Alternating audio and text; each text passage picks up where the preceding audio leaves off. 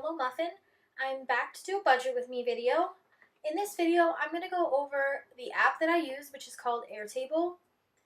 You can sign up for free online at airtable.com. I have a referral link listed down in the description box below. I don't believe you get anything extra for using my link, so if you don't want to use it, I wouldn't blame you. It does help me out a little bit though, so any little bit will help, bringing in more videos and having more features to show you guys. If you decide to upgrade to the premium version, you get to use a couple extra features. One of those is blocks, which is over here. I have a free account, so I don't pay for any subscription. Everything you're going to see in this video is something that you can do with the basic free account. So I'm going to go over this app, and I'm going to go over how I budget and how I come up with the numbers for my sinking funds, how I come up with what I should put away in my account each time, and how I account for my bills, etc. and so forth. The numbers we're going to be using in this video are actually going to be my boyfriend's budget numbers. So I'm going to be going through and setting things up how I would with his actual numbers. Additionally, I'm going to be making this template available through Airtable, which I will add a video on at the end of how you can access this template through their system. This is just a copy of my template, and it will be pre-filled just like this with some sample data, which you can remove and add your own data in. So that's what we're going to do now. So to start off with, Airtable is essentially a database app. You have tables, which are these tabs, and then the entire thing is called a base. They call theirs a base. So you can have as many bases as you want. I believe the free account is unlimited, but your bases are limited to a certain amount of lines, which are called records.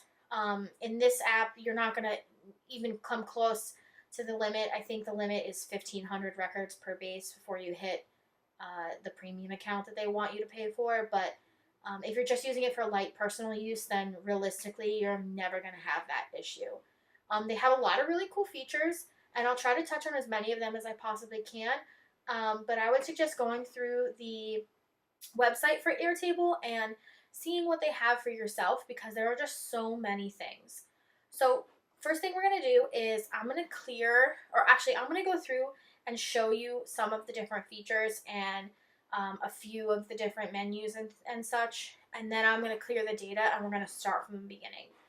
So the first thing you're going to see is this budget tab, and this is the table tab, and then you're going to see this here, which is called a view. And if you click this little down arrow, there are all these different views, and this will come in your template. These are all grid views, as you can see by this blue icon here. That's a grid view. You can also make a form view, a calendar view, a gallery, which is like cards, and then a Kanban view. I use grid the most. It's the closest to Excel, so you might be more familiar with this.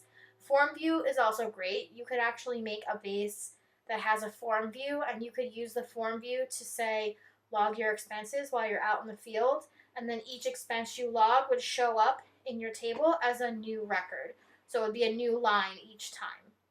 So you could do something like that if you wanted to. There's a million different ways that you could use this program. But anyway, so right now we're on the all expenses view, which doesn't have anything filtered out. You have filters here, and you can group records here. You can sort them. And I think, this is only available on the Pro plan, which I don't have. You can change the row height, and you can share. So you can share your table with other people. So this is the all expenses view. I have expenses by paycheck. This shows you grouped.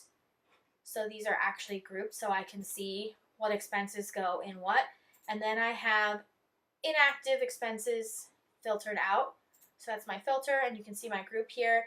And then I have some fields hidden. So I have the active field hidden because all of the inactive items are filtered out, so I didn't need to see that field, which I'll go over in a minute. So if you'll notice at the bottom here, it gives you a total of the amount of records. So I have 40 records currently in here, and then my sum is negative $72, and that's just a running total of these lines. So when I do my budget, I enter my bill as a negative number. And then that way, there's an income line here, which would offset those negative numbers.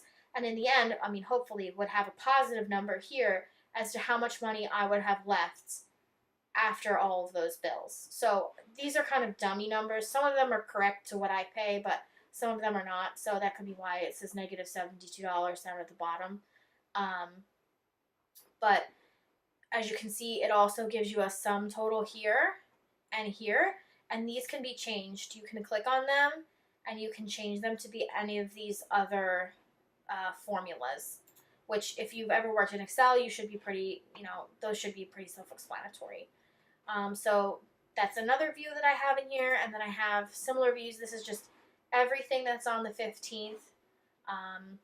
It's filtered to show you only the active ones, and then there's another filter here for the paycheck is the 15th. So you can add filters from this menu. So if you wanted to do category is auto expenses, it would filter those out. You could say utility. You could say category is not utility, so you can see everything that isn't a utility, etc. and so forth. It's so versatile. I love using this app. It really helps make budgeting so much easier because I can really see everything in any kind of combination that I really would like to. So this is, again, a grouped view. These are grouped by category, and the template will come with these already here, but you can change them to be whatever you'd like. You can click the little drop down. You can choose customized field type, and from here you can change your categories.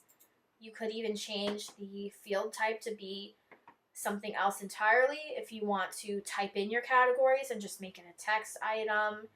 If you want to, add a number field, whatever you'd like.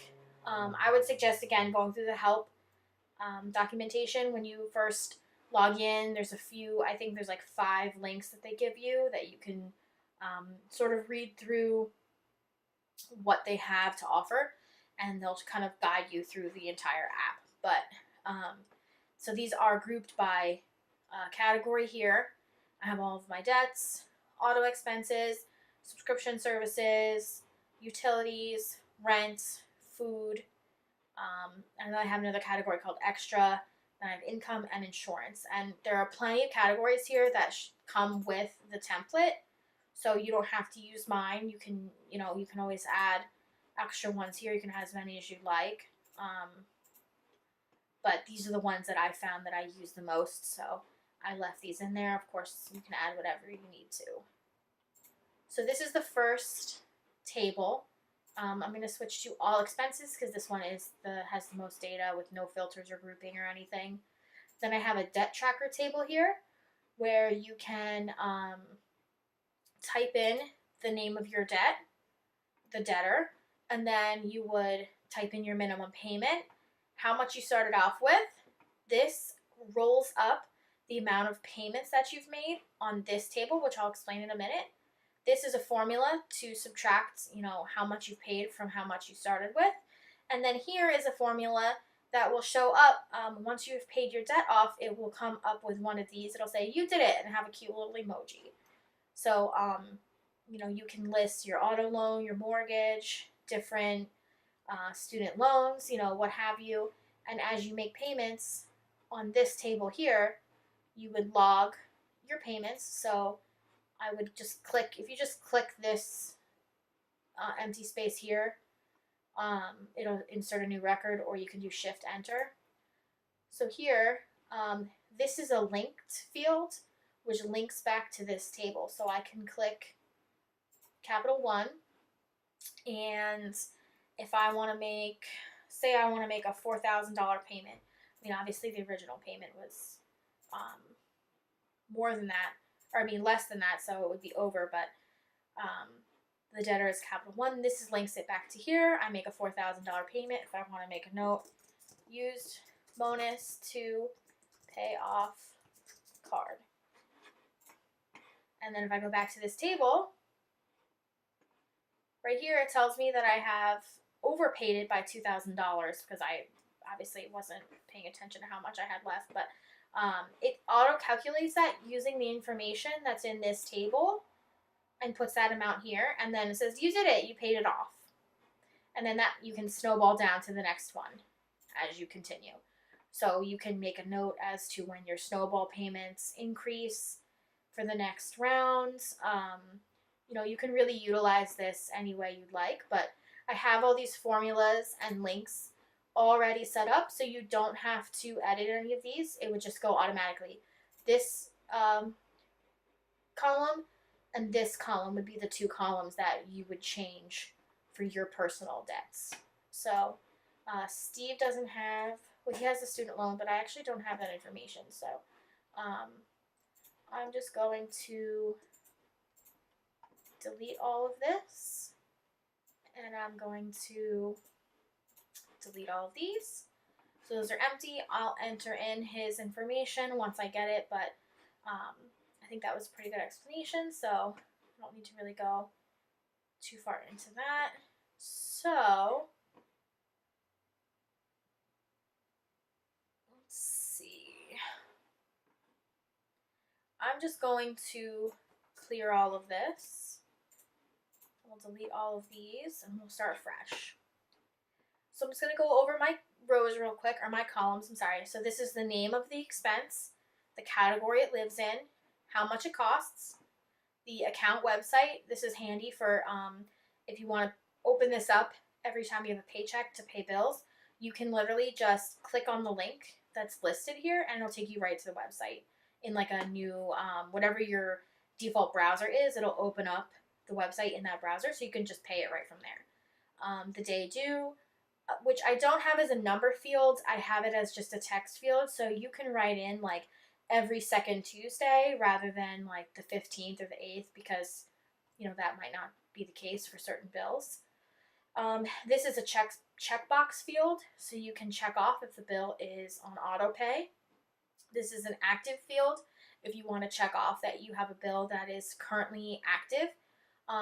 I included this in mine personally because I have several accounts that are no longer being utilized, but they're still technically an account. Or say it's like a service that I had canceled in the past that I might want to go back to, that I maybe paused for a couple of months.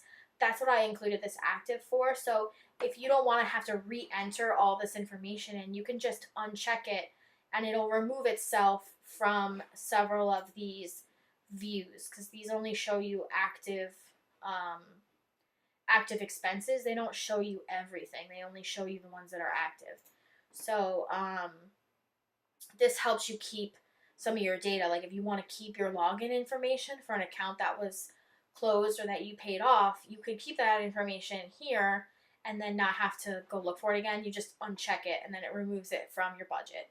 And then this I have as the paycheck. Now, like I said in a couple of my other videos, I have a semi-monthly paycheck, so I get paid twice a month, pretty much the same days every time. I know that's not the case for everybody, so if that's, you know, your case, you would just click this little arrow, customize field type, and then you could just rename these to be whatever you want. So you could just say paycheck 1, paycheck 2, paycheck 3. You could say, you know, whatever you want, whatever kind of category you want to put your paychecks in, you can change this. So for example, for Steve, he does Uber, so he cashes out every day, but we organized his expenses by week.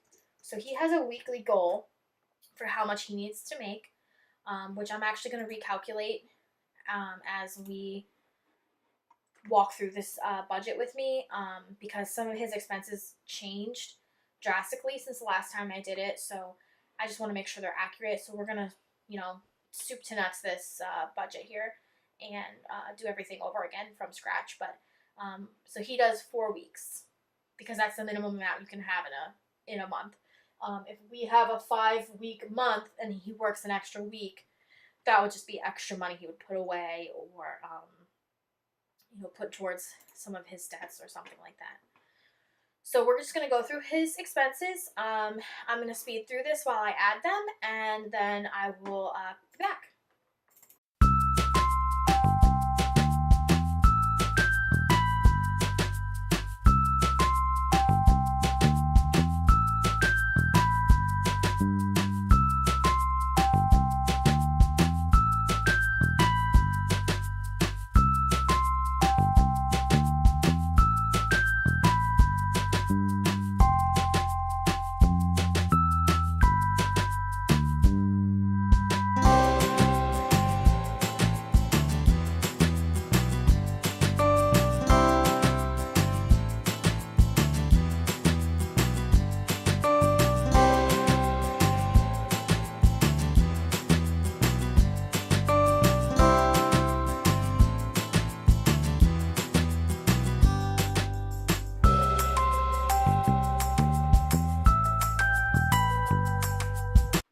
Okay, so I'm back, and as you can see, I filled out all of the information here.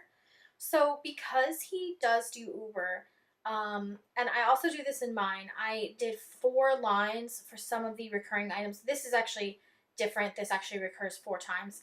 But I budgeted weekly for food and gas, and because of these views that say expenses by paycheck, we can change. I'm going to change the names of these as well.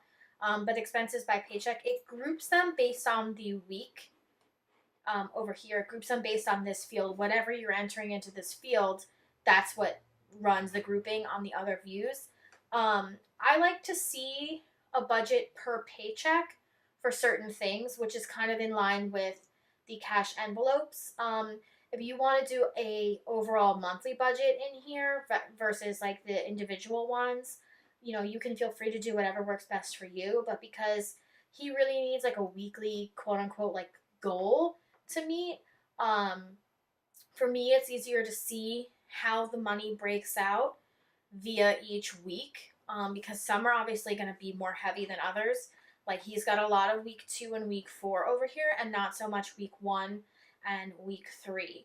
So, you know, in order to balance it more evenly, this is how I do mine, and this is how I decided to do his. Obviously, your mileage may vary. You can do whatever you like. I also left cash envelopes and sinking funds empty because I don't know how much he's going to need for those yet. I want to use this number here, which is his total for everything, before cash envelopes and sinking funds. I know technically this is a cash envelope. This could be a cash envelope, but realistically, they're living expenses. You know, you need money for groceries, and he needs money for gas because that's what he runs his business on. He does the Uber driving, so he goes through a lot of gas each week, and this is definitely a necessity. So I don't want to put that in cash envelopes. He will take it out in cash from now on, but for the point of budgeting, it's just easier if I leave it here as a line item, as like a definite expense. This is, you know, 100% he needs that money. So he has a weekly healthcare appointment. It's $130 a week, so that's why there's 4 of them. He gets, you know, 1 each week. And he has a line on our cell phone plan, his car insurance. This is monthly. We live in New Jersey. This is horrible. Mine is not nearly that high. I think mine is $85 per month, but he's got some stuff. He, as you can imagine, he's on the road literally all the time, so his insurance is a lot higher. He's had more incidents on the road. That's just from being on the road all the time. That's not, you know, he's not like a bad driver or anything. It's just when you're on the road for, you know, 80 hours a week, you have more of a chance of having something happen to you. So his insurance went up. Plus, he has ride sharing insurance on his policy. This is his half of the rents. This is his half of the utilities. This is his credit card, student loan, his car payment. He has a New York Times subscription, and then he has a surcharge that he has to pay for something unrelated. I'm not going to get into that because it's not mine to say. So I'm just going to leave that there. So cash envelopes and sinking funds I don't have here yet. I do have a piece of paper to the side, so we can go through this together, and I will explain my thinking and my reasoning for certain things. So one of the cash envelopes that he does need is car maintenance, because he does have, a lot of work that he has to get done for his car, because he does use it all the time. Taxes, and he told me he wanted a cash envelope for date night, and then he also needs a cash envelope for spending. Now, he really does not spend a lot of money. I'm imagining $100 a month will be good enough for him for spending. He spends nothing. I am the spendthrift in this relationship. I like to spend money. He is not a material person. He does not buy things. He doesn't care. So between the two of us, he definitely wins on that front. So he needs to put away money for taxes because he's technically self-employed. So he wants to start putting away 20%. I know that's not enough. He's going to need somewhere closer to 40. When you're self-employed, you have to set aside a lot of money. But because you get taxed at a rate of 40%, but because he spends so much on his car and gas and he gets to deduct mileage and things like that, it comes out closer to about 20% of his income. So we're going to kind of work a little backwards with that one. That's going to be a variable amount. It's not going to be the same as like a normal situation. So I'm just going to put a flat rate in here at the end once we've done calculated. Once we're done calculating everything, it's just going to get a flat rate. But for now, I'm just going to write it down on my little sheet here. So for right now, he's got $3,076 that he needs to make per month to cover all of these things. So for his cash envelopes, which would be spending, car maintenance, and date night, we'll say $10 per month for date night. We'll say $100 per month for spending, and I'm going to put in $100 per month for car maintenance because he does do a lot. So I'm going to do, that's $210. I'm adding this up off camera. Oh, I'm sorry. It's going to be, the sinking funds are going to be $210, not cash envelopes. The sinking funds are $210. He's got car maintenance, date night, and spending. I guess spending is technically a cash envelope, so we'll just do minus 110 and minus 100. And groceries and gas will also be cash envelopes, but I wanted this to be separate before, like I said, so it's a little confusing, but hopefully I can explain it as I go. It's just a little bit easier for me to look at it this way. So cash envelopes, he's got 100, which will be his spending. And then the car maintenance and the date night will be the sinking funds. That'll exist until he needs them. And then I'm going to add in taxes here in a bit. So now we're at $32.86 total for how much money he needs. And I'm going to try to figure out, let's see. 32.86 times 20%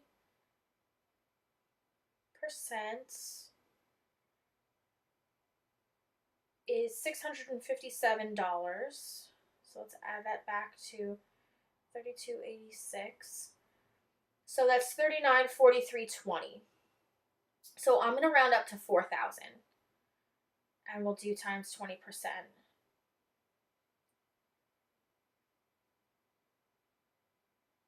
Will be 800. So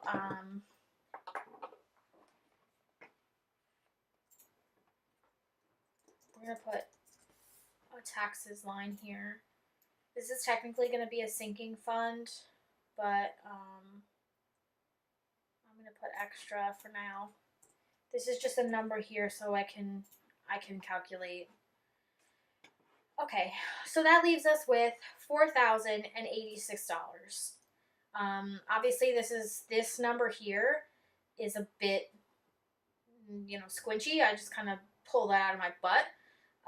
But he needs to put money away, whether or not that's actually 20% of his income every single month. I don't think it really matters. I think we just need to have kind of a goal, because some months it'll be less and some months it'll be more. I think the only time that would really make a difference is if he makes way more than if he makes way more than $4,000 a month, then he would obviously have to throw some more money in here. But I think this is about average. He usually averages $1,000 to $1,200 a week. So I think this is a good goal to have. So then what we're going to do is, for him personally, I would divide this into 4 to make a goal for him for his budget. So his goal would be $4,086 divided by 4. So that would be $1,021.50 per week that he would have to bring in. So what I'm going to do is I'm going to make 4 new records. We'll do this together. I'm going to do income and income, and I'm going to leave it positive this time, and I'm just going to round up to 1022. And this is active, and this is going to be week 1. So I'm going to highlight all of these records, copy, and paste. And then I'm just going to change these to be week 2, week 3, and week 4. So obviously, if you notice, I didn't fill in any of this information for his stuff. I know that the New York Times subscription is on auto pay. Oh, you know what? I did forget. He pays for the Sling TV subscription. So I have to redo that number. So this is going to be minus 40. And that goes through on the 21st, which is auto pay. And it's active. And the 21st should be about week 3. Also, I don't know if anyone noticed, but for things like a debt that was due on the 2nd and the 3rd, I put in the week 4 bucket because you'd have to make that money the week before it's due. If it's something is due on like the 1st, you obviously can't put that in your week 1 bucket because you have to pay for it immediately as soon as week 1 starts. So I put that in the bucket of the week before, if that was the case. So put that in. So now our total is, delete that, $41.26 divided by 4 is $10.31.50. So we'll do 32. I could have done that math in my head. That was only $40. It's even $10 across the weeks. Anyway, it's a little late here. I'm tired. So this is how I do my budget breakdown. I don't have as many line items in mind just because I get paid twice a month. But, you know, this works for a weekly budget. I like to break things out week to week or paycheck to paycheck because it just makes things so much easier when you're looking at it. So let's do expenses by paycheck here. So these are empty for right now. That's why it says paycheck empty. They're not assigned to anything yet. We will assign these later. So I think what I'll do is find the smallest paycheck and we'll go from there. The smallest week, worth of debt, and then I'll tack this onto that. So week 1 looks like he's got $700 worth of debts. Week 2, he's got $301. Oh, wait, you know what?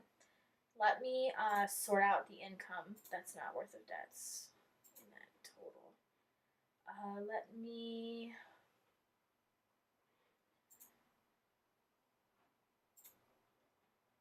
And category is not income.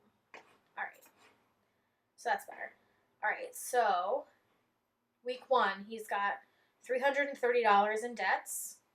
Week 2, he's got $731 in debts. Week 3, he's got $370. And week 4, he's got a whopping $1,685. So at the end of the month for him is the most expensive. And then it looks like weeks 1 and 3 are the two lowest. So I think what I'm going to do, I'm going to leave this alone because this will kind of even out. And then I'm going to add this $210 to week 1, which actually works out perfectly. And where did taxes go?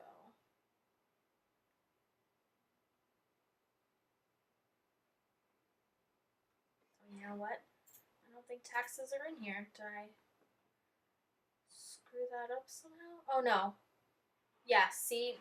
So taxes weren't included. Okay. So we'll put that in week 1 for now. So let's go back.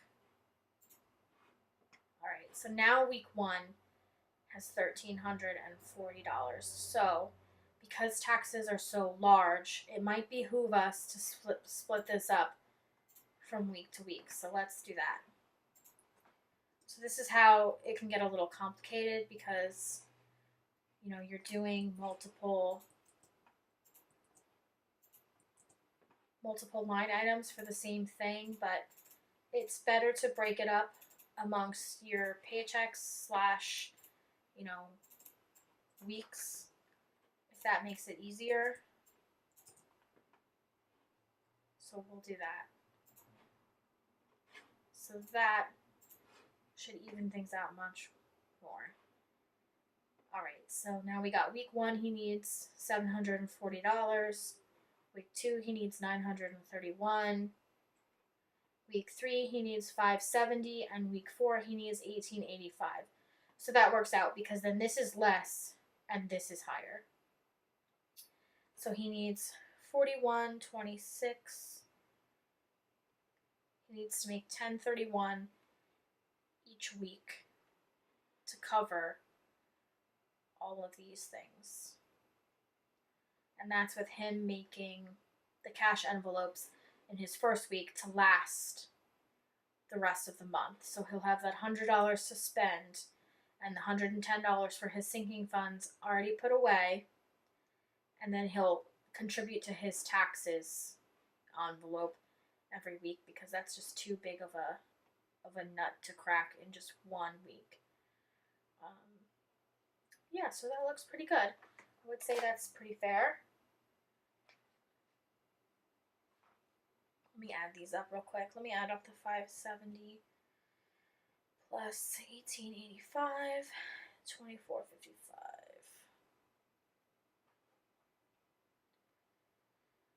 So he would have to make $1,200 this week and $1,200 this week to pay these off. But that's fine because he'll have the money from these, so just kind of roll over. And that way he can put the money away as he gets it and hopefully not have any issues. But yeah, so this is obviously not, you know, the same. So this is week 1. You know, this view might not even be necessary because he's got so many. He can just use this view. So if you want to delete a view that comes in the template, you can just click this little 3-dot thingy and hit delete. Same here. The little ellipses, delete view. You can also duplicate a view from here and rename it from here. So if you wanted to name it something else, you could do that. So then this is the same view. It's just categorized differently.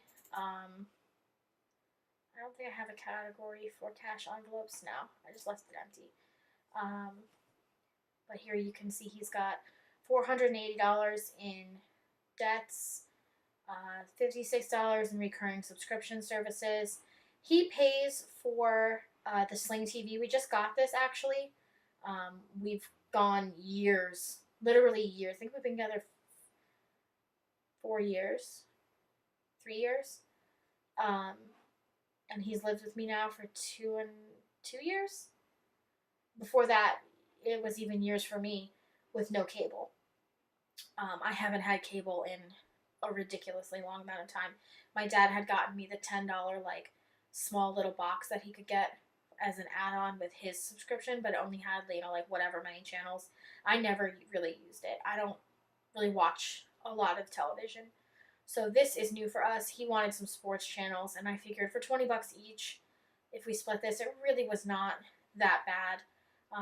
Frankly, I wanted the ABC family channel. I'm sorry, it's called Freeform now, for the 31 Days of Halloween. That was that was why I really wanted it. Going into the holidays, I kind of have a little extra money now with my new job. Steve can afford the $20 a month for this. We just wanted to treat ourselves, so we got that. But I pay for our renter's insurance, and I have him named on our renter's insurance, which is actually, it's $40 for the renter's insurance and $40 for the Sling TV. So he pays for this, and I pay for that, and that cancels it out, and that's not included in the half of the utilities that he owes me every month.